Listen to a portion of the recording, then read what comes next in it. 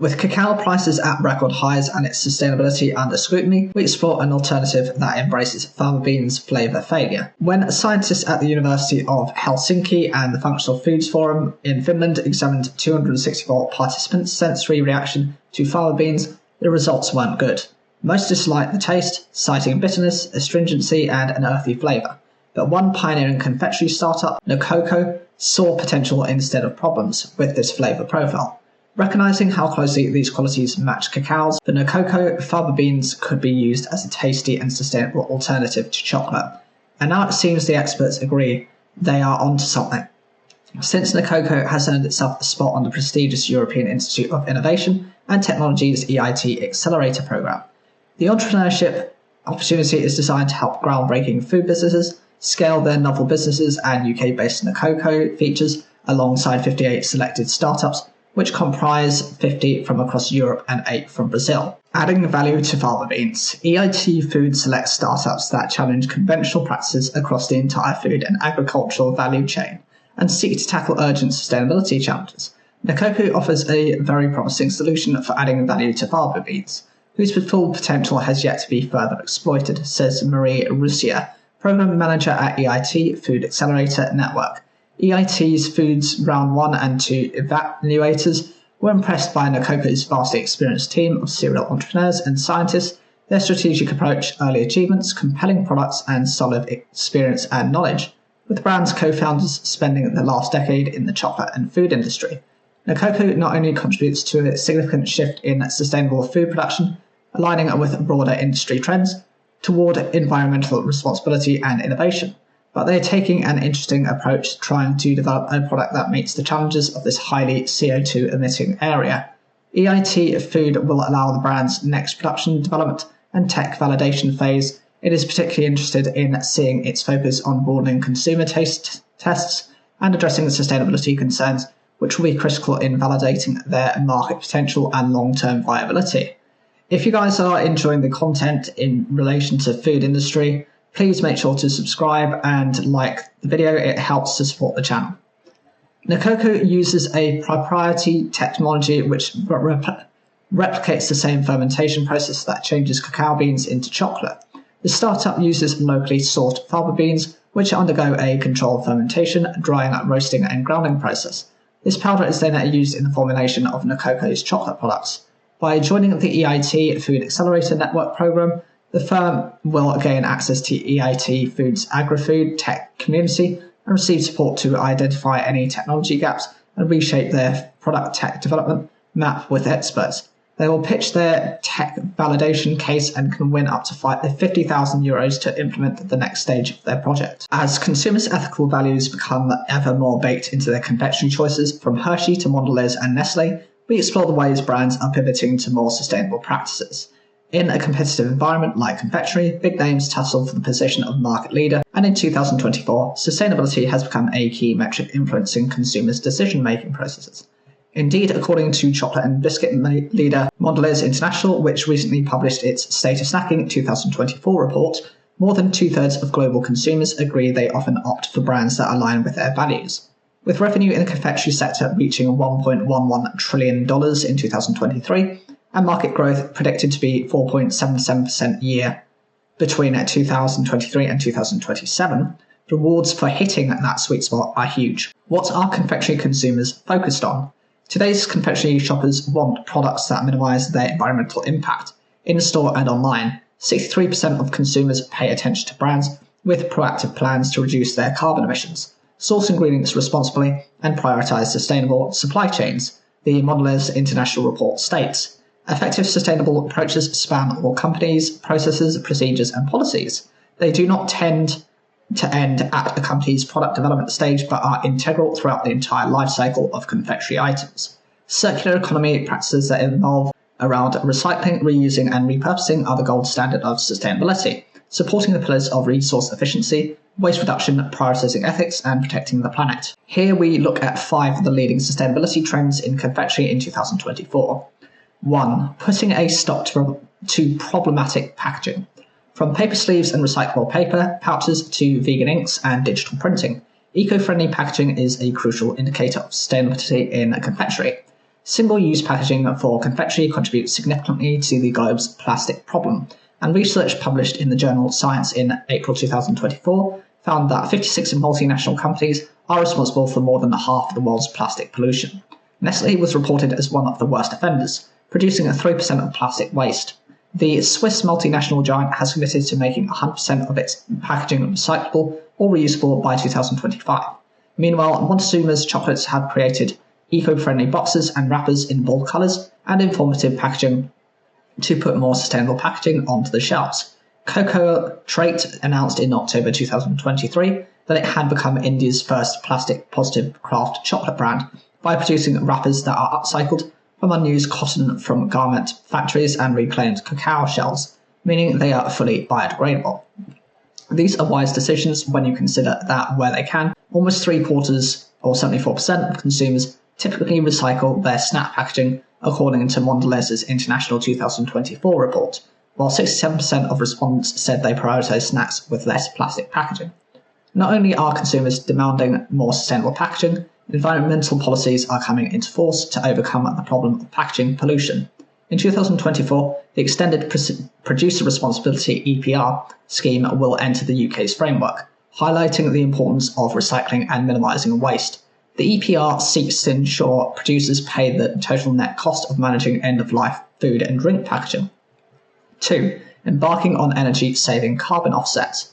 Companies can minimise their energy consumption and environmental footprint using energy-efficient machinery, LED lighting, and solar and wind energy. Leading chocolate brand Hershey, for example, has pledged to lower its greenhouse gas emissions (GHG) emissions by 50% by 2030. It is investing in energy-efficient technologies and exploring renewable energy sources, like solar and wind power, to reduce its environmental impact. There are ingredient-specific measures that will impact a brand's sustainability goals, too. On May 7, 2024, Mars launched its Sustainable Dairy Plan, committing to a $47 million investment over 3 years. The company's new climate-first approach to dairy sourcing, dubbed Moving Dairy Forward, strives to help Mars reach its 2030 target of reducing its dairy sourcing carbon footprint by 50% by 2030. Mars, which owns chocolate brands M&M's and Snickers, reveals that dairy is the second largest contributor to its market business carbon footprint, while raw ingredients comprise over 70% of the company's total greenhouse gas emissions. 3. Upcycling ingredients and waste reduction. By turning waste materials or byproducts into newly repurposed confectionery products, otherwise known as upcycling, brands can maximise a product's quality or environmental value. Over a third of consumers who opt for sustainable products would choose an item that restricts food waste over one that doesn't, market intelligence company Mintel says. Reimagining formulations to use the exact amounts required and minimise unnecessary ingredients are effective waste management strategies to lower the environmental impact of manufacturing confectionery products. Bantu Chocolate makes its chocolate using cacao powder, a byproduct of cacao fruit processing, reusing previously discarded pulp powder, while Belgian chocolatier Vanden Bolt's Caboose pralines contain cacao fruit pulp. As typically 70% of the ingredient is wasted, the brand reuses cacao fruit pulp to reduce its waste. 4. Sourcing ingredients responsibly. Confectionery producers have often been spotlighted due to their perceived lack of sustainable practices. When sourcing ingredients, palm oil in particular, has been scrutinised for its connection to deforestation, disruptions to biodiversity, and overall interruption to environmental harmony. Today's consumers want sustainability sourced cacao and palm oil, which signals a brand's focus on preservation and responsible sourcing. Global agribusiness. Bunge is dedicated to eradicating deforestation from its supply chains and only partners with suppliers committed to no deforestation, no peat, and no exploitation (NDPE) approaches when sourcing palm oil. And 5. Optimizing ethical supply chain management. Ensuring fair wages, sustainable farming practices, equitable access to opportunities, and developing direct relationships with cacao farmers are core elements of creating sustainable supply chains that centre around social responsibility and the ethical treatment of people, communities, and the planet. Developing its Atenia sustainability program, Chocolate Cordelia's initiative strives to create long-term transformation for women cacao producers. At the end of 2023, the company confirmed that 106 of its female cacao farmers from Colombia had completed the first module of its sustainability program. On the 14th of May 2024, Hershey announced it had reached the top spot of the 2024 Fair 360 Top 50 Companies list. In particular, the confectionery giant was recognised for its Pathways framework, a 5-year plan to promote belonging in its workplace and communities. It followed another ethical win in March, where the firm earned the world's most ethical companies title by Ethisphere, a company specialising in ethical business practices. With a thriving startup scene and a youthful consumer base hungry for candy and innovation, India is a crucible of confectionery creativity. India is a tale of two confectionery markets. The Western segment, as described by investment firm Avishkar Capital, is highly organised and dominated by global multinationals such as Nestlé SA, Mondelez International and Perfetti Van Melle. But it's the other half which is deemed largely disorganised, with products sold unbranded and loose that take the lion's share of $10 billion, or the industry's $17 billion reported value. It's here where the creative magic happens and where the term Desi comes into play. Desi refers to the people and culture of the Indian subcontinent, and more specifically something regional. In a confectionery context, it refers to a rich array of revered local ingredients such as jaggery, jamon, cardamom, and saffron that spark a nostalgic reminder of the country's people and places and products. Desi flavour in mithai. Small mithai manufacturers. Mithai are a sweet confection primarily made from ingredients such as flour, milk, sugar, nuts, and ghee, have long included Desi flavours in their sweet ranges, which appeals to today's consumers' appetite for adventurous sweet treats. Research plays this out with a Mintel survey from 2023, revealing that almost 4/5, at 79% of Indian consumers, say they are more likely to choose sweet and bakery products if they can access more adventurous flavours. Desi ingredients that are seasonal are likely to be similar in popularity. Introducing a product innovation that features seasonal flavours can be a good route to spark new interest and attract more consumers, said Dr. Anamika Banerjee, food and drink analyst, Mintel Reports India. Specifically, seasonal fruits including jamon and mango and sweet goods like carrot halwa are popular Desi flavours for packaged sweet bakery products. Indian confectioners are using Desi flavours. It's not just in mithai that Desi flavours are trending. In the startup space, chocolate and biscuit SMEs are experimenting too. Open Secret's chocolates sweetened with jaggery, Matt's Proteins cookies and biscuits, which include locally sourced Desi grains, ragi and Bengal gram, and Bebe Burps cookies, which have ragi and ghee as key ingredients, are among the brands leading the way. Meanwhile, riffing on popular Indian dessert Son Papdi, local brand Bombay Sweet Shop has launched its Indie Bar, which also contains pepper caramel, coconut fluff, and dark chocolate. Chocolatier Cocoa Traits Madras collection contains cardamom, ghee, mung, lentils, and jaggery to produce its Sakurai Pongal flavoured chocolate, reflective of the South Indian sweet festival food which it is named after. The brand's more Milagi green chili chocolate bar contains 70% dark chocolate. Curd from Tamil Nadu, an Indian state, is marinated in sun-dried green chilies to achieve the chocolate's popular flavouring. Meanwhile, using organically certified Indian cacao beans, Mysore-based chocolatier Navaluna has released its Almost Dark series, complete with India's long pepper, which produces a bolder taste than black pepper and woody notes. The chocolate has gond, horage, limes, and candied orange. To create novel flavouring, Navaluna teamed up with India's coffee roasters, Blue Tokai, to develop its Tokai coffee and pineapple chocolate bar, which combines coffee and cacao flavours with pineapple and vanilla. Exporting Desi flavours beyond India's borders is Go Desi, a confectionery startup that announced in May 2024 that it had raised $5 million in funding from Avishkar Capital's Indian fund.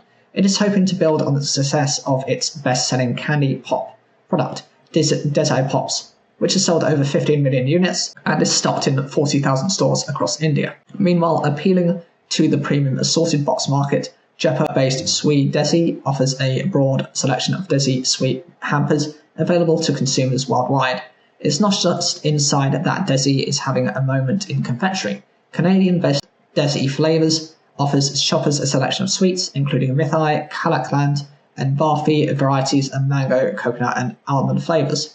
The brand also provides syrup-based sweets in popular jamon and jalebi varieties and doubles down on Gen Z's love of novelty and individuality by offering consumers the opportunity to create their own box of sweet treats. Hershey arrived in Indianapolis for this year's Sweet and Snacks Expo with a raft of new products and latest innovations in augmented reality (AR) as part of its retail capabilities and merchandising strategies.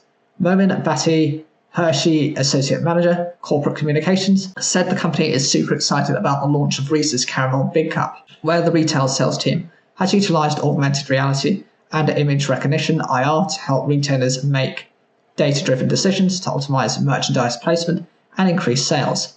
AR generates an image of what the product would look like in a specific location.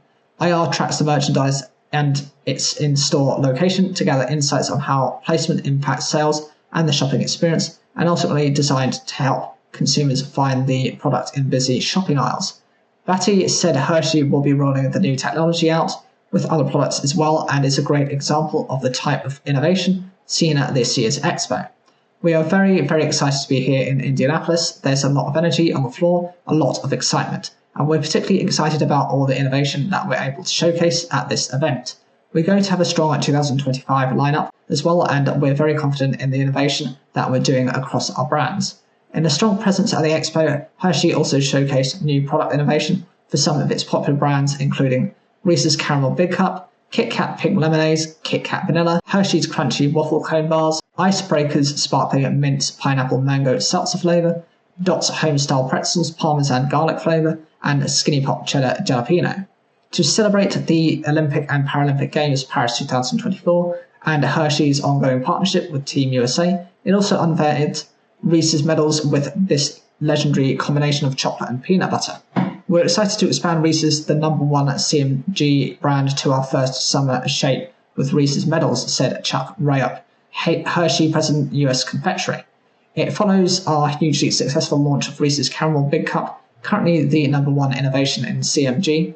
The gooey layer of caramel directly responds to consumers' desires, offering them a delightful twist on the classic Reese's chocolate and peanut butter combination, while opening new avenues for category growth. This year's Sweet and Snacks Expo opened its 4-day stay in Indianapolis with a ceremony for the 2024 Most Innovative New Product Award winners, which recognizes excellence across 13 categories.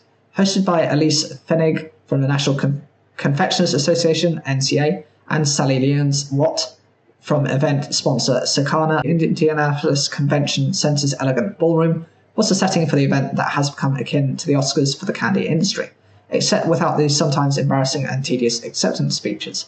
The awards are designed to showcase the most innovative ideas, concepts, and products across the candy and snack industries.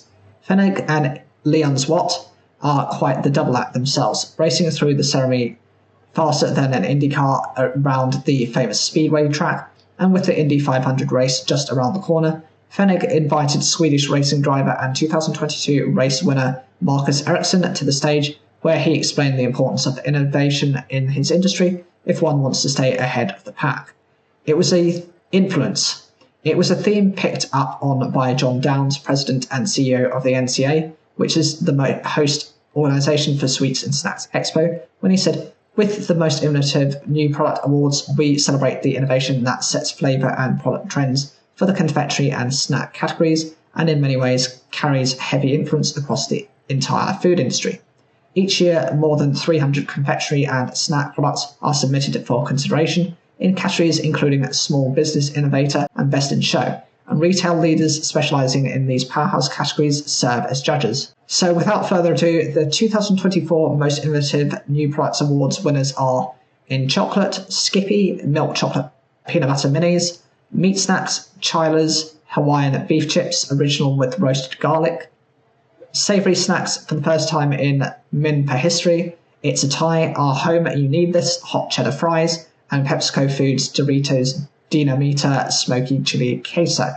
Seasonal is Crazy Candy, Anderson's Crazy Candy Flavored Peanut Brittle; Gum and Mints, Mars Wrigley North America, Hubba Bubba Mini Gum in Skittles Original Flavors. In the gourmet and premium/candy, it goes to Lakrids by Bello, Passion Fruit Chocolate Coated Licorice. In the baked goods category, Simply Good Foods Company Quest Strawberry Cake Frosted Cookies. In the novelty category, it's Arna's Sweets Incorporate Amos Pellares Gummy Banana Flavors. Non-chocolate candy goes to Amos Sweets Incorporated Amos Pellares Gummy Flavored Mango. Salted snacks category is Nomad Snacks with Ramen Popcorn. In the sweet snacks category, it's Nerdy Nuts, Banana Cream Pie, Peanut Butter Treats. In the small business innovator category, it's Issei Dark Chocolate Covered Strawberry Mochi Gummies, and best in show is Nerdy Nuts Avalanche Peanut Butter Treat. As consumers look to confectionery and snacks to enhance special moments, celebratory occasions, holidays and everyday activities, this innovation is more important than ever before. Through these awards, we recognise the manufacturers, retail partners, suppliers and brokers who play a role in delighting consumers across the country and around the world. France is preparing to enforce shrinkflation signposting in retail, but critics are unconvinced these measures go far enough. Food and drink shrinkflation is on the rise. While the practice of reducing the size of products without reducing the price is not new, it is ramping up amid rising production costs. In the absence of shrinkflation labelling, it's not obvious to consumers they're paying the same price or sometimes even more for less product. In an effort to boost transparency, France is taking action. From the 1st of July 2024, French retailers will be forced to alert shoppers when shrinkflation has taken place. But will it work? How will consumers be alerted to shrinkflation in store? According to the decree, French retailers will be required to signal to consumers when a food or other common consumer good product has been struck by shrinkflation. The imposed display period per product is 2 months. The practice of shrinkflation is a scam, said France's Minister of the Economy, Finance and Recovery, Bruno Le Maire, last month. We are putting an end to it. I want to restore consumer confidence, and with trust comes transparency. From the 1st of July, it will be mandatory to indicate when a food product changes size. The indication must in particular specify the evolution of the price in relation to weight, so that the consumer knows the true evolution of the price. How will retailers signal shrinkflation to consumers? The following statement must be indicated. For this product, the quantity sold increased from X to Y and its price in the unit of measurement concerned increased by a percentage or by euros. Products implicated include both packaged food and non-food products, such as soft drinks, packets of rice or detergent, both brands and private label products that reduce in quantity. While prices remain the same or increase, fall under the new decree. Foodstuffs sold in bulk will not be affected, nor will foodstuffs that may vary during preparation, such as those sold in the deli section. Which food products are shrinking before our eyes? Which food and drinks have shrunk in size but not price? A well-publicised list has done the rounds, including by BFM TV. The French news broadcast television and radio network claims it obtained the list, which includes products by well-known brands Lay's, Doritos, Magnum, Carte d'Or and Findus. The confectionery category is also falling victim, as record-breaking cacao prices plague the industry. As a food producer, we are continuing to experience significantly higher input costs across our supply chain, with ingredients such as cacao and sugar, which are widely used in our products, costing far more than they have done previously, a spokesperson for Mondelez International recently has said. Meanwhile, other costs like energy, packaging and transport also remain high. This means that our products continue to be much more expensive to make, and while we have absorbed these costs where possible, we still face considerable challenges. For Mars Wrigley, the decision to reduce the size of its products was not taken lightly. The company spokesman said, "But we're confident that our chocolate brands still offer our customers and consumers the best possible value for money, without compromising on quality or taste." Does the shrinkflation decree go too far or not far enough? The shrinkflation decree has proved controversial for many reasons. Some contend that the law goes too far. Trade group ANIA, Association Nationale des Industries Alimentaires, which represents members of France's food industry, takes issue with shrinkflation being described as a scam. There is no scam on these products, ANIA head Jean-Philippe André told French radio network RTL. To say this is a scam is very hypocritical. Retailers have accepted these products are as they are. Andre have also hit back at the shrinkflation list, featuring 41 food products implicated. You have 20,000 food references in a supermarket. We're talking about 0.2%. Others are concerned the decree does not go far enough. French consumer group UFC Q Chasseur has questioned whether such signposting will truly bring more transparency to consumers. One of the group's main concerns lies in its execution. President Marie-Amandine Stevenin would prefer the signposting be on pack in the form of a shrinkflation label. The information will only be communicated by distributors, large and medium-sized retailers, through displays. it would have been logical to require manufacturers to clearly indicate on packaging a downward change in the quantity of a product. That displays are limited to physical stores rather than in-store and online is another flaw, according to Stevenin.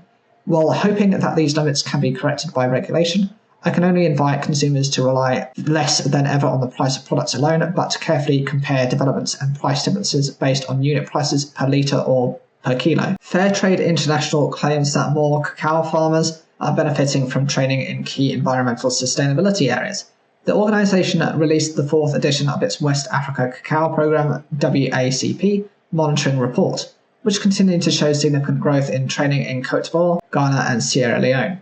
In 2023, 48,876 participants, of which 11,812 were female, 24% participated in training. This represents a 22% increase compared to data gathered in 2022.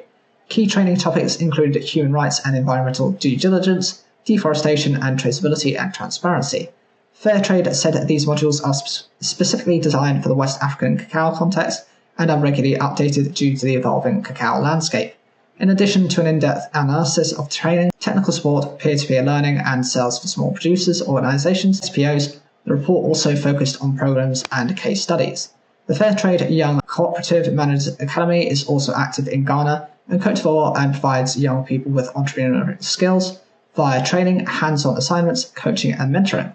Dewarmo Boheen, member of Asunafo North Cooperative Union, called the academy a life-changing experience. Along with being elected as a member of the Supervisory Council Control Committee within the union, Dewarmo said she has trained women in surrounding communities in what she learned, so they are now running their own small businesses, and they're also learning how to set up saving accounts. In Côte d'Ivoire, the Women's School of Leadership WSOA training program aimed at improving women's basic leadership skills and the application of human rights provisions on gender issues is showing signs of great progress. If you guys like the food content and want to see more of my videos, please feel free. Make sure to like and subscribe. It helps to get you notified as and when I upload new videos. Since 2017, 205 graduates have gone on to share their knowledge and skills with over 10,000 community members. The Women's School of Leadership covers topics such as personal development, gender leadership, income diversification, project management, strategic negotiation, financial management, and entrepreneurship. The data for the WACP report was collected through interviews with small producers, organisations, management, and household interviews with the farmer members of those small producer organisations. Fairtrade International said the increase reflects the success of a cascading approach in which Fairtrade Africa trains a set of cooperative managers and farmers who then bring the information back to their stations and communities to replicate the trainings themselves. This expands the number of participants while also entrenching the knowledge and skills more deeply within organisations. How did the flavour of pink lemonade come to be?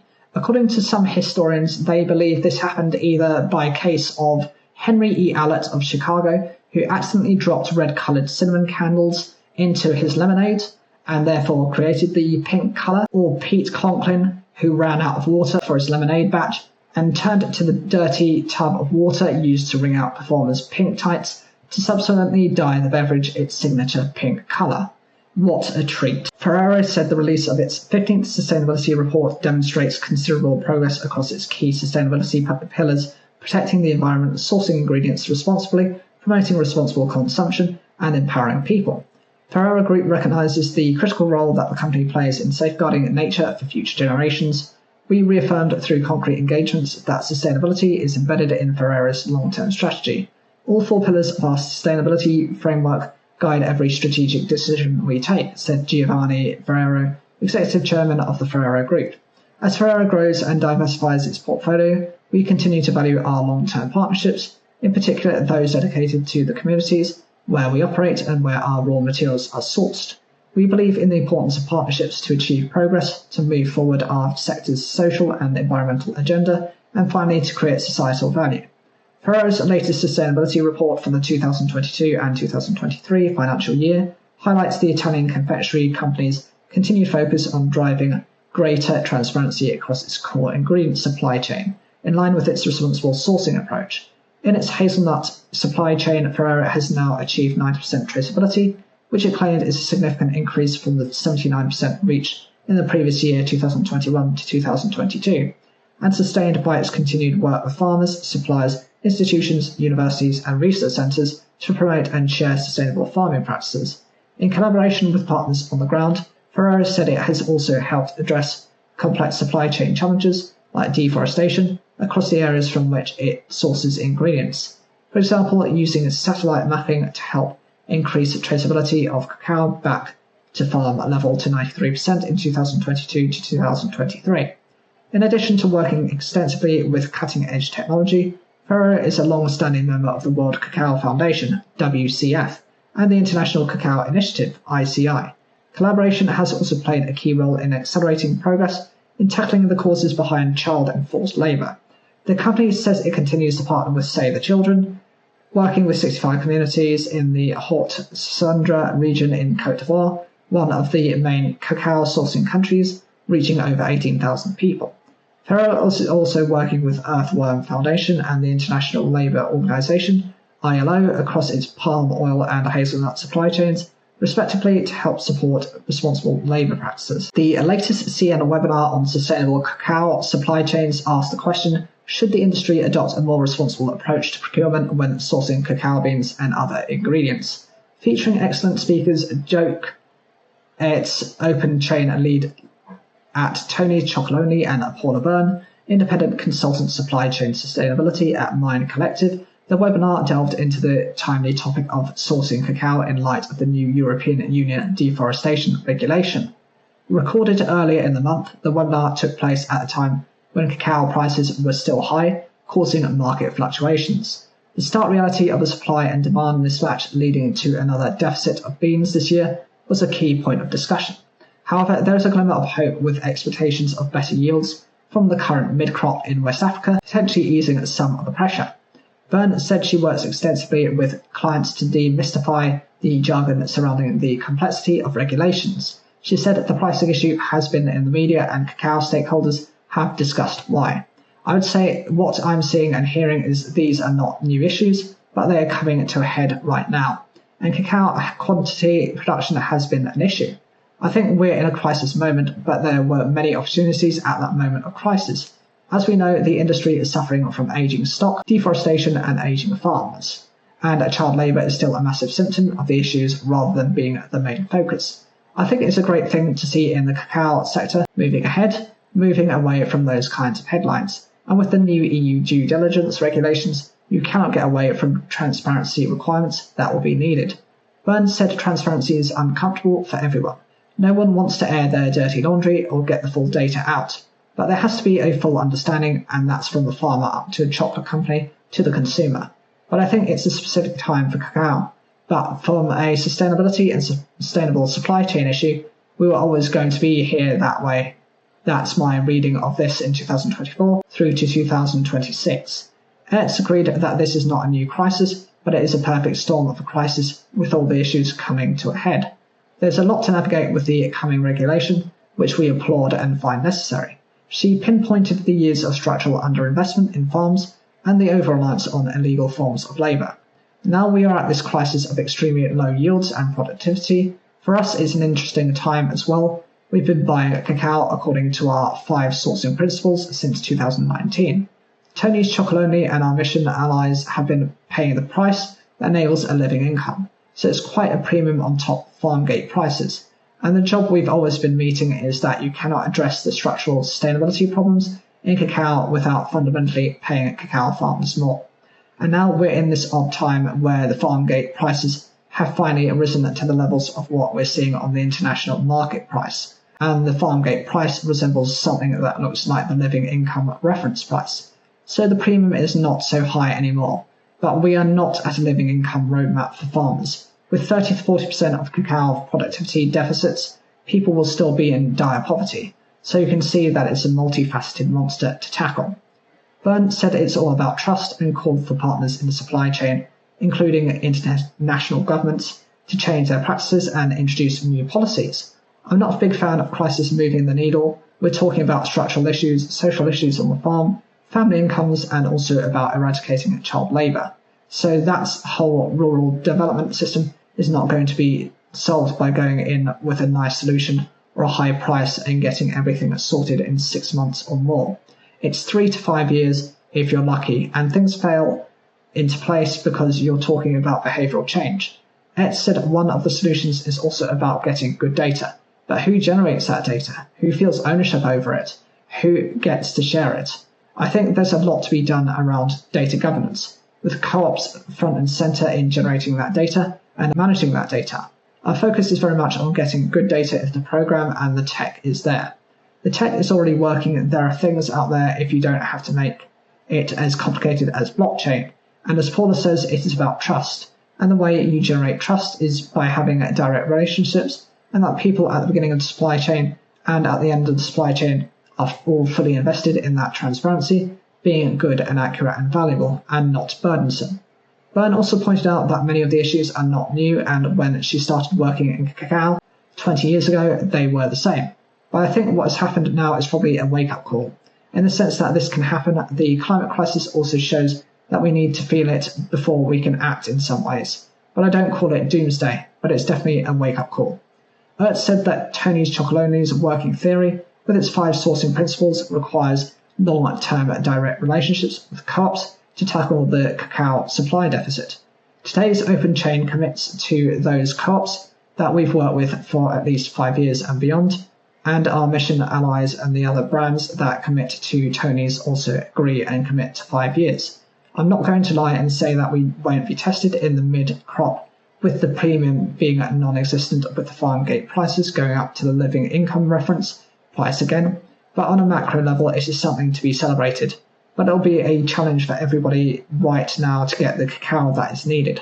That part we'll figure out. My concern is always with how farmers weather this storm, how they come out this cacao growing year, and how they go into the following year. But it has been a tumultuous year in terms of getting cacao out of farms. It has been quite the adventure, and we've learnt a lot. Byrne said similar problems exist in every supply chain. It is not unique to cacao. There isn't a specific crisis in cacao regarding sustainable supply. There are a variety of issues, for sure, but it's not specific. So I think those are the key areas about running your data, which allows you to do your due diligence assessments. Once you get started getting data, then you can actually improve the data. But if you're getting no data, there's nothing to improve on, and you're getting nowhere.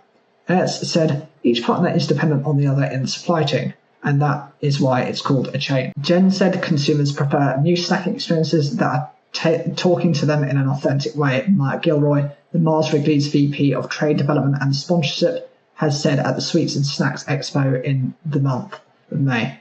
Leveraging brands like M&M's and Skittles into mini formats and sizes, Mars Wrigley opens innovation to cater to Gen Z consumers who are looking for novel tastes, textures and formats in a convenient format. The company launched during the National Association for Convenience Stores conference last October the Skittles Minis and Peanut Butter M&M's Minis, which Gilroy explained serves as both a portable classic snack as well as an at-home baking and ice cream topping. Gilroy explained that while the company is focused on grabbing Gen Z consumers' attention through different formats and bringing new consumers to its brand, the company is still focused on its older, trusted consumers that love our brands. The continued rise of gummies shapes the company's portfolio. Mars Wrigley was long in the gummies game with its Lifesavers brand for more than a decade, and the company developed gummies of its Skittles and Starburst brands, both which were featured at the show, Gilroy explained. Skittles gummies are available in wild berry and original flavours, while Starburst gummies are available in sour, original and all pink flavours. Gummies are a massive opportunity that appeals to Gen Z. Retailers are looking at unit growth, not just dollar growth. Gummies continue to rise as a category, which is up 2.5% year on year in units. He added that the category growth is built upon a unit growth of 4% the year prior, which is primarily driven by Gen Z consumers who really love gummies. More than half, at 57.6% of Gen Z consumers, prefer gummies, highlighting the generation's impact on this booming category.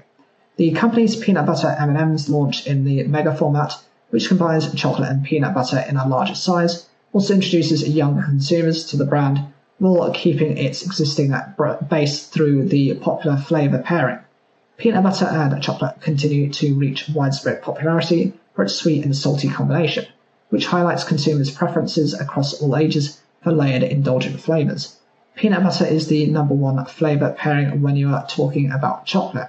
It presents people with a level of comfort when you think about peanut butter. FDA's determination that taro flour, a plant-based protein that could have sickened hundreds of people who consumed it in a daily harvest dish 2 years ago, is not generally recognised as safe, could have negative consequences for taro gum, a hydrochloride that is safe and was determined GRAS by an expert panel.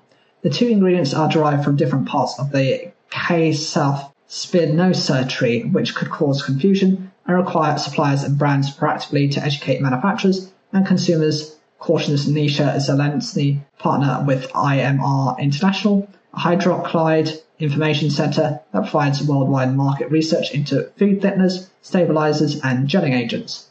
She explained that while she has not yet heard anything specifically about consumers worried about taro gum, she said she believes it's just a matter of time, especially as FDA's decision follows what she characterizes as misinformation about taro gum recently posted by the International Food Additives Council, the IFAC.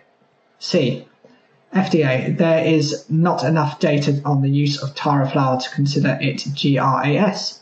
In an April 10th memo posted on FDA's website earlier in the month, FDA's Center for Food Safety and Applied Nutrition, CFSN, determined that the available data are insufficient to support the safety of taro flour for use as a food ingredient that will be consumed by the general public. It added that there is no food additive regulation establishing safe conditions of use of taro flour, and it does not meet the experience based on common use in the food criterion for it to be GRAS for use in food.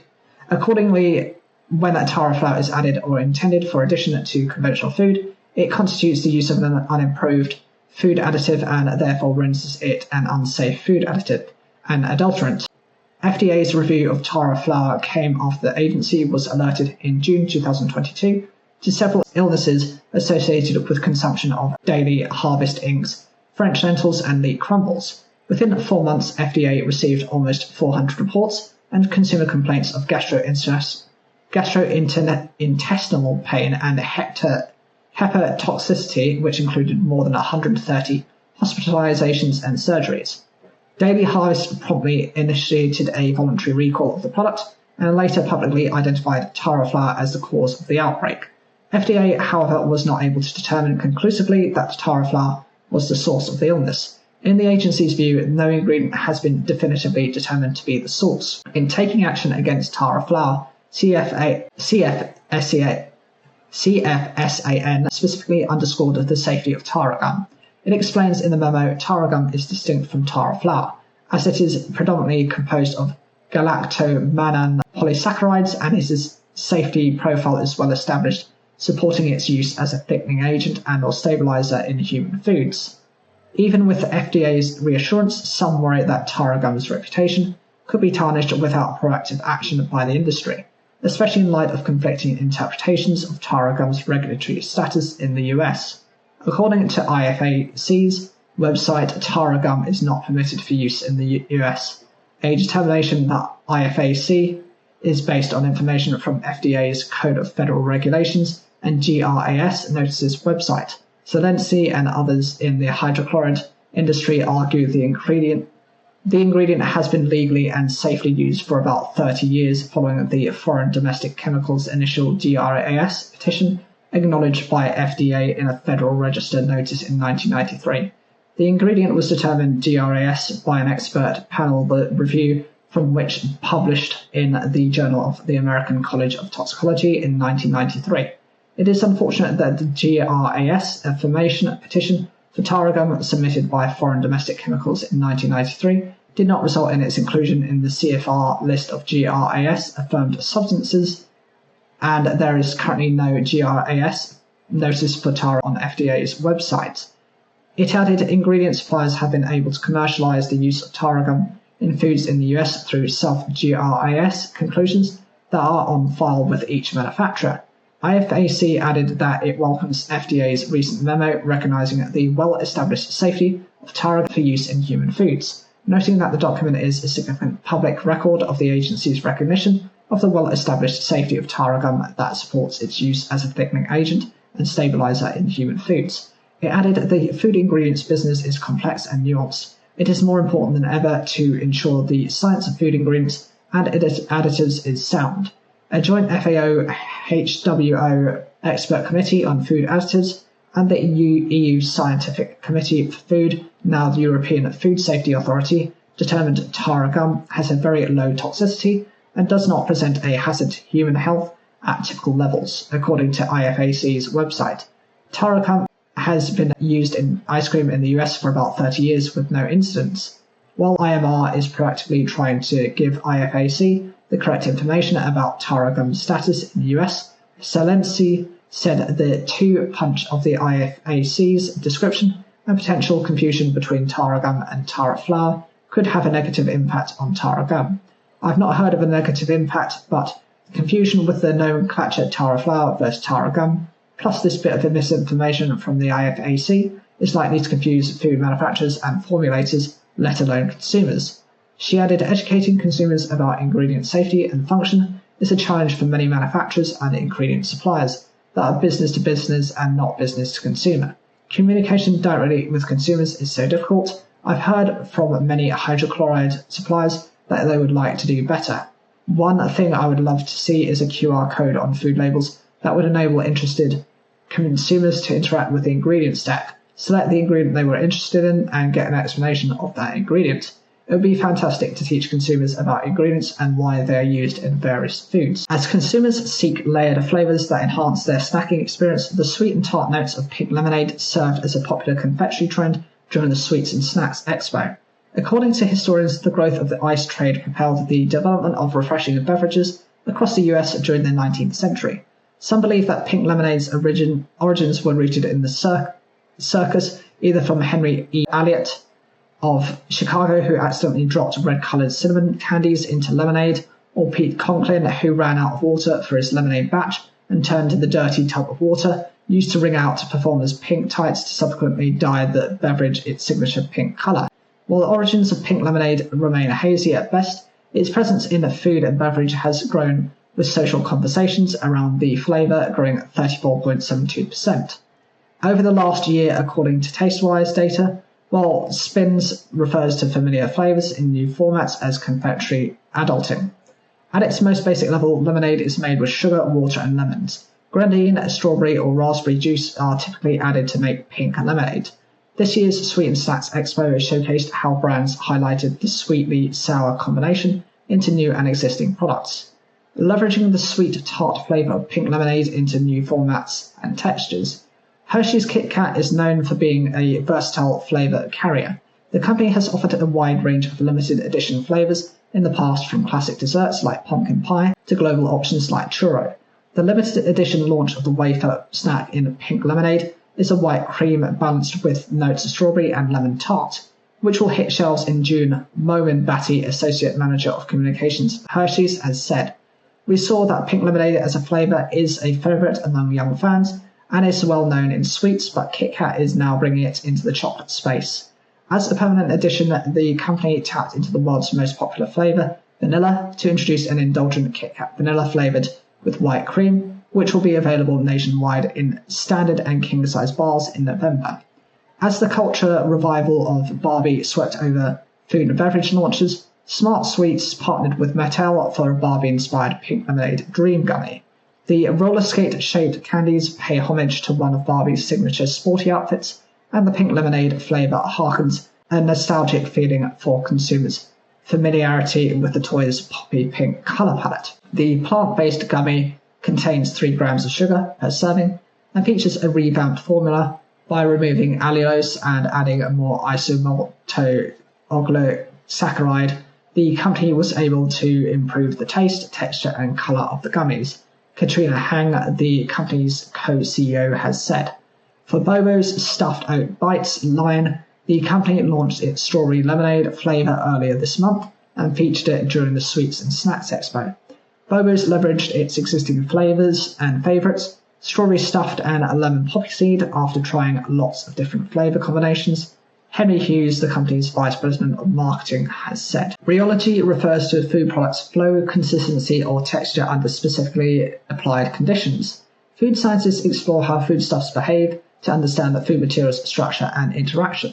They will pay attention to whether the foodstuff under these forces alters or retains its characteristics. AI-generated bakery and snack images have created an enhanced buzz around the ever-advancing technology. Yet AI's capabilities go far beyond aesthetics. The tech is helping transform bakery and snack businesses through automation, optimizing processes, and even teaching others all about the industries. AI has the power to revolutionize our industry, said Alex Lloyd, head of organic acquisition at January, when talking to bakery and snacks about the tech's role in the bakery and snack sectors. One area AI strives to excel is democratizing access to bakery and snack products and services, making food choices available to consumers regardless of budget, location, allergens and sensitivities, or lifestyle preferences. Calls on tech companies to examine and implement advancing AI.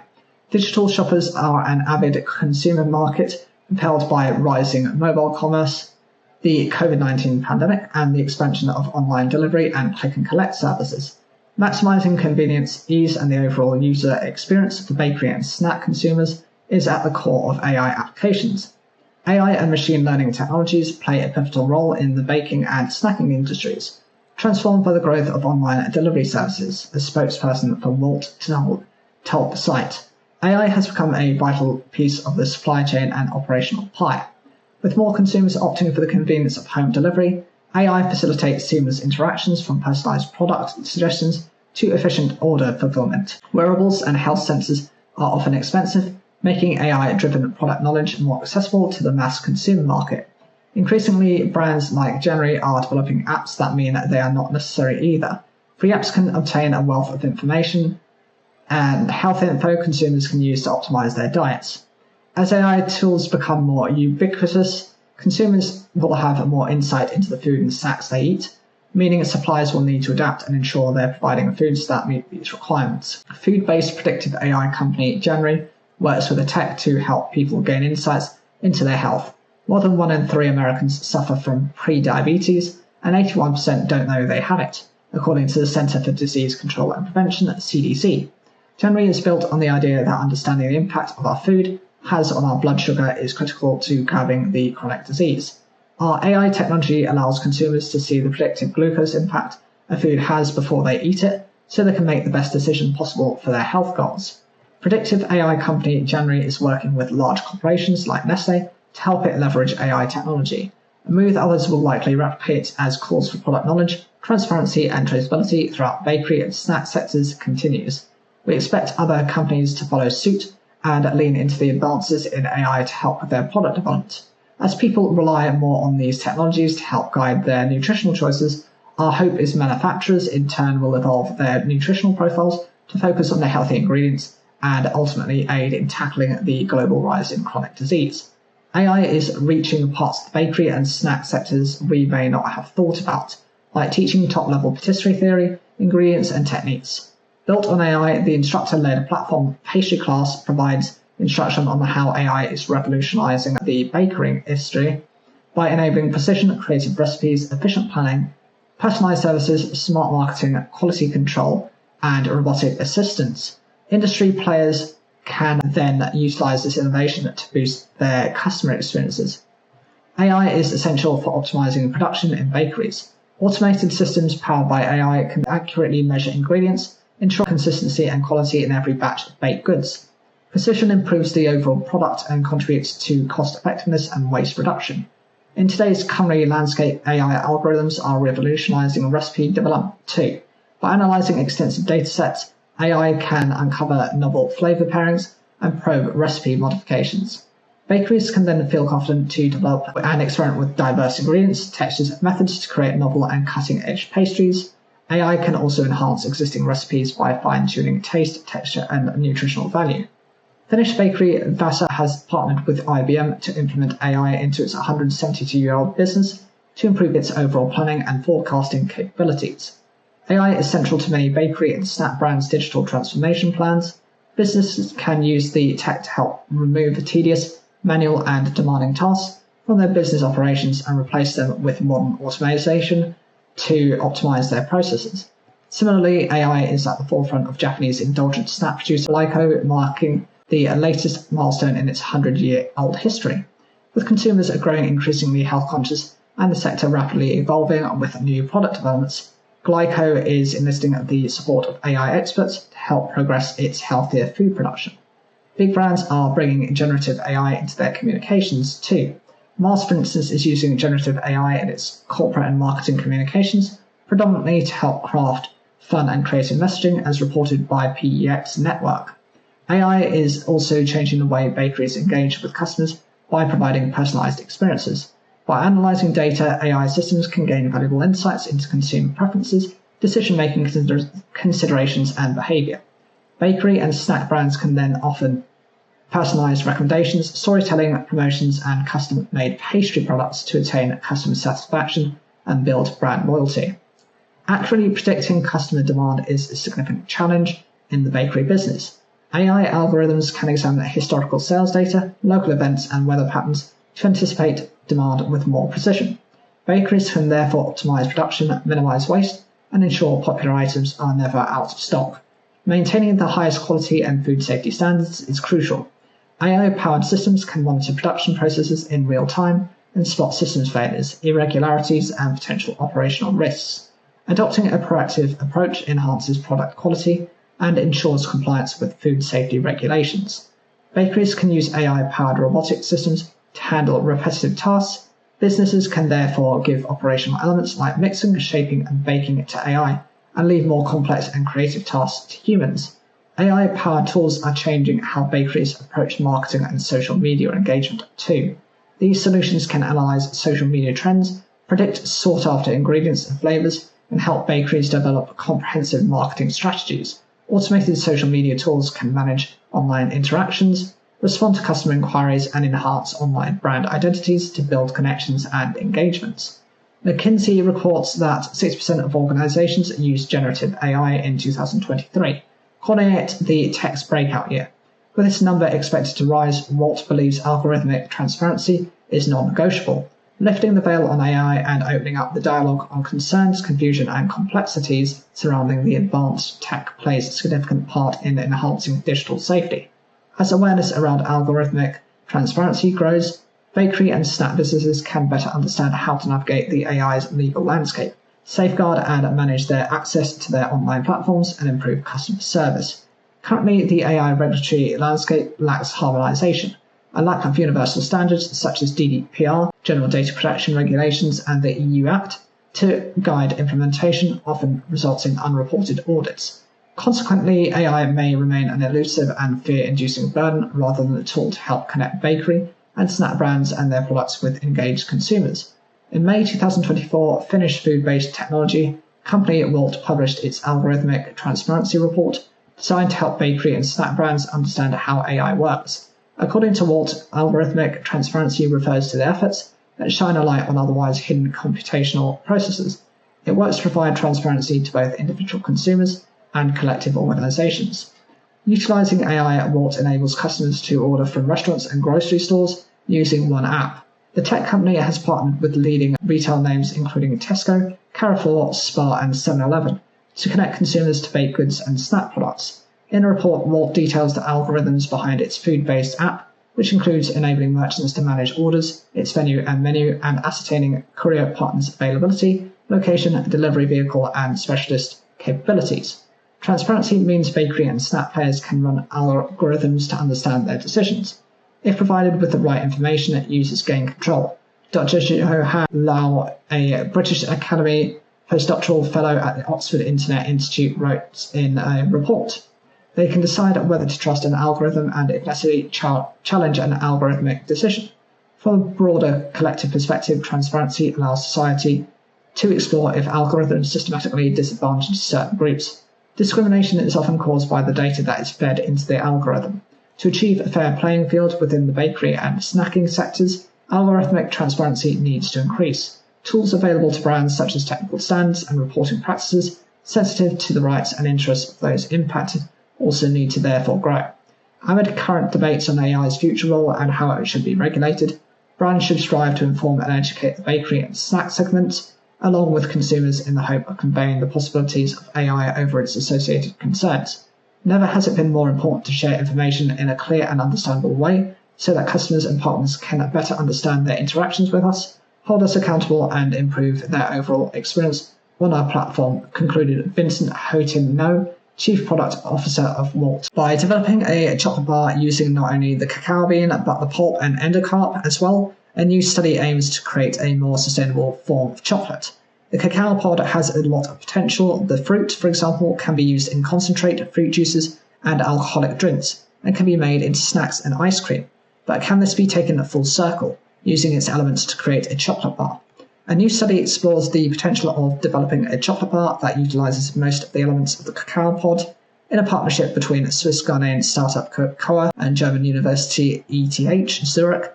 The study explores whether its taste could be made comparable to that of ordinary chocolate, as well as whether, by utilizing more of the cacao, any real environmental impacts can be seen. How was the chocolate developed? In order to develop the sweetness of their new chocolate, researchers combined the cacao's pod's endocarp in a layer of the pod around the seed with pulp to create a sweetening gel.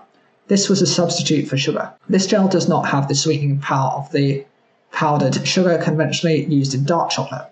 It is capable to surpass in sweetness only half its weight in sugar. The researchers tried several different dosings of the gel in their chocolate in order to get to the level of sweetness that they felt consumers would enjoy. The fiber-rich sweetening gel that we developed has to be dosed in the right amount. Too little and the chocolate is not sweet enough, too much and the chocolate is not processable anymore. It is a trade-off between adding fibers and finding the sweet spot, Kim Mishra has said. Another difficulty was the texture and look of the chocolate, the snap and gloss that makes consumers feel they're dealing with the real thing. These need the right tempering to get right. With our new chocolate, the same tempering can be applied as with conventional chocolate to get the perfect texture. The reason that chocolate producers were previously reluctant to develop a product like this, Mishra told them, is the difficulty of adding water to their product. For typical chocolate, it is an absolute no-go to introduce any moisture because chocolatiers fear that they destroy the chocolate. We played with the availability of water and could show that you could add moisture to chocolate, you just need to control the way the moisture interacts with the chocolate. The chocolate was taste tested by a panel from the Bern University in Switzerland. They found that the chocolate with added cacao butter was perceived as significantly sweeter than the one without. The researchers speculated that fat could be a bitterness suppressor. How does the new chocolate compare on sustainability? According to the study, dried cacao beans only have a 10% yield. This means to satisfy market demand, far more must be grown, leading to a greater demand for land and a greater risk of deforestation. If the other elements of the pod were used, it could, in theory, reduce this demand. In order to test out whether there really was an improvement in sustainability, the researchers performed a life cycle assessment on their bar, comparing the version of their own chocolate that they saw as most acceptable, taste-wise to consumers, to conventional dark chocolate. At lab scale, the researchers saw that their chocolate had a significant greater global warming potential than conventional dark chocolate, and once scaled up, they predicted it had a similar global warming potential to the European average of powdered sugar. However, it performed significantly better than conventional dark chocolate on land use and water use. If a market for such a product were to develop, Mishra suggested it would benefit cacao farmers as it would provide them more to sell. Farmers will be able to sell three products: the dried endocarp from the pod, the sweet juice from the pulp surrounding the beans, and the beans themselves. Hence they'll have to dissect the whole fruit and sell the individual compartments to further process them, much like we are using pectin and sugar from sugar beet. If farmers are able to use all of the elements, the only part of the pod that remains is the shell, which can be used for composting. Could it be adopted commercially? The researchers worked with the startup Cocoa, who have upcycled elements of the cacao pod before to develop the chocolate, and ETH has already filed a patent for the study's recipe. What is its potential for commercialization? While chocolate sweetened with cacao pulp is already on the market, the endocarp is currently not commercialized. Upcycled ingredients from cacao is still new, Sarah Theodora Mills, product development and marketing manager at Cocoa, has said. As chocolate made with cacao pulp is still new, consumers still need to be educated on pulp, what it is, how it tastes, and its added value. She pointed out big name brands such as Lindt incorporating it into their own bars, as well as Cocoa's own dried cacao pulp. The cacao pulp can be upcycled into a range of different environments. For example, the cacao fruit has recently begun to be used more frequently in beer and wine. Cacao itself has developed a fruit juice concentrate with cacao. There is a long way to go before a bar such as the one in the study could be commercialized. Consumers are unfamiliar with the cacao fruit, let alone its potential in chocolate. Thus a knowledge gap that needs to be bridged by educating and exciting consumers about the fruit and its unique flavour profile, Mills has said.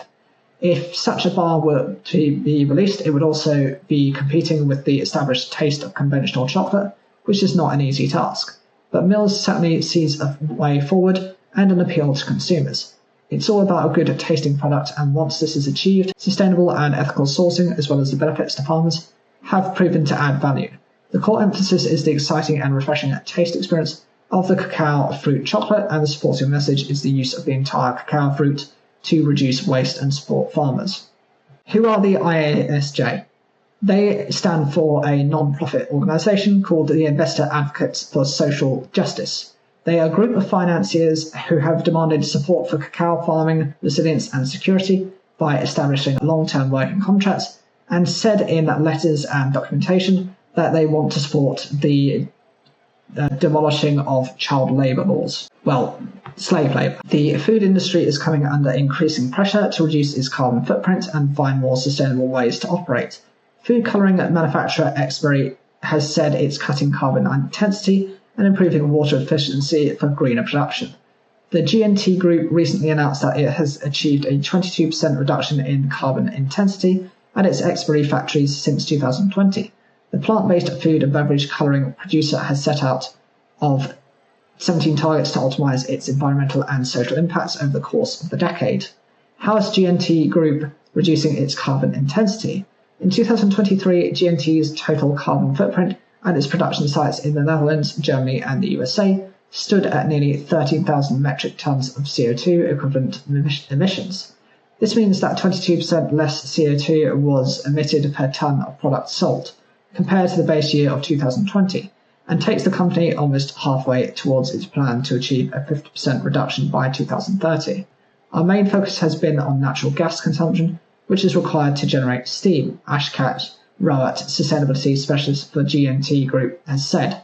We create all of our Xberry colours from fruits, vegetables and plants. To produce our colouring foods, we use physical processing methods to turn these raw materials into concentrates. Evaporation is an important part of this, as it allows us to increase the dry matter content. Unfortunately, evaporation is also an energy-intensive process that relies on natural gas to generate the steam. We've invested in reverse osmosis installations that allow us to increase the dry matter content through filtration and cut down on the amount of evaporation required. The RO filters use green energy rather than natural gas, which has helped us to cut the intensity of our carbon emissions. We've also installed economizers on our steam boilers. They've been very effective at recovering and reusing the waste heat from the boilers and allow us to further reduce our gas consumption. Beyond these investments, G&T has also focused on improving planning and optimizing its production processes. Dedicated energy teams have been created to analyze data from G&T's factories on a daily basis so that it can work out where energy savings can be made. The suppliers also worked to change the work culture so that all members of staff understand the importance of energy efficiency and understand how to operate sustainably.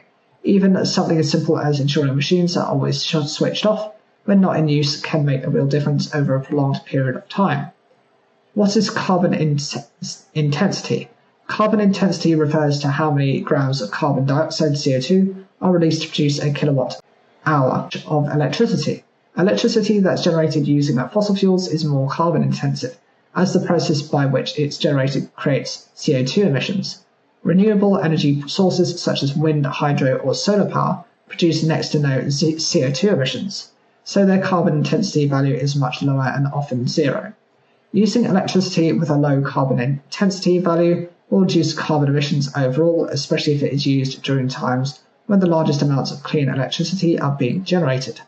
Why utilising carbon intensity is important. The electricity that's produced from renewable energy sources can't always be guaranteed. For example, there will be less solar energy when the sun is not shining, and less wind power when the wind is not blowing. It's also difficult to store and use later. This means that if food and beverage manufacturers are able to operate when low carbon electricity is more available, they can reduce their carbon footprint. Renewable energy sources are also cheaper to run and maintain, which could help support food and beverage manufacturers in managing energy costs. How is G&T Group improving water efficiency? G&T is also aiming to improve water efficiency at its factories, helping it to alleviate water stress. We've been able to improve water efficiency by 20% since 2020 through various measures. The RO filters have had wide-ranging benefits. They've helped us cut down on steam generation, which directly impacts the amount of water used. They reduce the number of filtration stages we need to create the colour concentrates too, which also means less water is needed during processing. Having fewer filtration stages reduces the amount of machine cleaning required so that brings further benefits for water efficiency. We've also been able to reduce the amount of defiltration water we use during ultrafiltration due to the RO installations. In addition, we've also made efforts to recycle water during processing wherever possible to minimise usage levels. Why reducing the carbon footprint in the food and beverage sector is important. According to the United Nations, the food industry is responsible for approximately a third of all human-caused gas emissions. It's essential then that all producers and manufacturers associated with the food industry work on reducing their emissions, not least because food security itself depends upon it. Extreme weather events which threaten crops and livestock are becoming more prevalent across the globe as the changing climate alters weather patterns. According to the European Environment Agency, EEA, Europe has experienced an increasing number of severe weather-related natural hazards, including droughts, forest fires, heat waves, storms, and heavy rain over the past decade. These events are unfortunate reminders of the changing and volatile climate that Europe needs to adapt and prepare for, while taking action to drastically reduce carbon emissions in order to slow down and limit climate change, says a spokesperson for the EEA. These extreme weather events have resulted in a major threat to food security in a number of ways. In England, we've had the wettest 18 months since 1836, said Peter Wartsman, partner at European Food and Farming Partnerships, EFFP, while speaking at IFE 2024. This really impacts the growing of crops because when it's wet, it's hard for farmers to get onto the fields when they need to. Furthermore, many farms have experienced devastating flooding, which has resulted in crops being completely destroyed, and as a result, the Agriculture and Horticultural Development Board, AHDB, is predicting that production of the UK's largest crop, wheat, will be down by 15%. This trend has been witnessed across Europe, with Italy, Greece, Slovenia, Norway, and Sweden all experiencing widespread flooding. At the other end of the spectrum, many countries across Europe have been impacted by extreme high temperatures and drought, with crops such as olives and sugar beet struggling as a result. It sounds like science fiction, but one biotech startup has begun to transform industrial emissions into confectionery ingredients such as cacao butter. Here's how. US biotechnology startup Cirque Bioscience has created molecules using microbes, including a type of fat that mimics cacao butter, to produce what is called the world's first gas fermentation-based chocolate. The fat can also be used in confectionery products such as truffles and has a host of possible applications in the sweet sector. The scientific discovery could potentially address global food supply chain disruptions caused by the 2023-2024 cacao shortage and subsequent cacao prices that have been travelling on a parabolic upward trajectory. The technology, developed by a research team at the Weiss Institute for Biologically Inspired Engineering at Harvard University, converts greenhouse gases, GHG, such as hydrogen, H2, and carbon dioxide, CO2, into useful products such as fats and oils using microorganisms. We use synthetic biology to insert DNA from plants and animals into microbes, Shannon Nangley, co-founder of Cirque Bioscience, the startup originating from the institute, explains. We screen these microbes for the highest production, then grow them in fermenters in a process similar to brewing. The microbes accumulate oil in their cells, which the Cirque team then harvest and purify just like plant butters and oils. The team then remove the microbes. All that's left is the oil that is chemically identical to the oils found in nature. We can make a variety of different butters and oils, from macadamia oil to specific palm oil fractions and even animal fats. As well as developing triglycerides, the molecules found in the fats, butters and oils that consumers eat and regularly use, Cirque has also developed a platform that can create molecules found in sugars, fats, biodegradable plastics, and biofuels using only CO2, water, and electricity as inputs. We urgently need to decarbonize industries and start reversing the damage we've caused to the planet, Pamela Silver, professor of biochemistry and systems biology at Harvard Medical School, has said. The impact this technology could have on decarbonising the food sector is clear. To ensure that the Earth is habitable for future generations of humans, we urgently need to decarbonise industries and start reversing the damage we've caused to the planet. Microbes are wonderful living machines that we can leverage to produce the things we need for everyone to live a happy, comfortable life while reducing pollution, land use and fossil fuel consumption. The Weiss Institute has entered into a global exclusive licensing agreement with CERC, which received numerous awards for its microbe-to-chocolate concept during its development stage. At Weiss, the team was awarded $3.2 million from the US Department of Energy's ARPA-E EcoSynBio program. Co-founders Nangli and Marika Zisat were also named as 2021 Activate Fellows, before Nangli herself went on to be named an Innovator Under 35 in 2022 by MIT's Tech Review. The Weiss Institute supported CERC's de-risking and commercialization through our Institute project program, which funds technologies with a high potential for positive impact, says Lindsay Brownell, editorial content manager at Weiss Institute for Biologically Inspired Engineering at Harvard University. CERC received this funding in 2021 and launched from the institute later that year. Overall, CERC has secured more than $8 million worth of funding, with support from investors such as Regan Ventures, Undeterred Capital, Ponderosa Ventures, B Partners and Elementum Ventures. A paradigm shift to one of conservation, regeneration and co-production using nature's building materials rather than the harsh chemicals is starting to happen at a much too slow a pace, said Don Ingber, founding director of the Weiss Institute. The CERC team's technology has the potential to speed up the translation to a future in which we work with nature to produce what we need rather than exploiting it. An investor letter issued earlier this month by non-profit Investor Advocates for Social Justice, IASJ, has called out international chocolate companies to end what it described as exploitative purchasing practices, mainly in Ghana and Cote d'Ivoire. The letter, obtained by confectionerynews.com and addressed to Hershey and Lindt and Sprungly, Ferrero, Mars Mondelez International and Nestle, proposes that the companies commit to providing all cacao farmers with a living income by the end of 2025, a move that could enhance their corporate social responsibility and public image.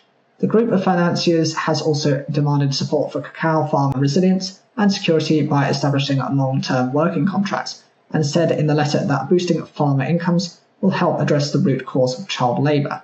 Earlier this year, at a launch of Nestlé's Income Accelerator program for cacao farmers in West Africa, it was revealed that while farmer income had gone up, it was still short of the benchmark for living income.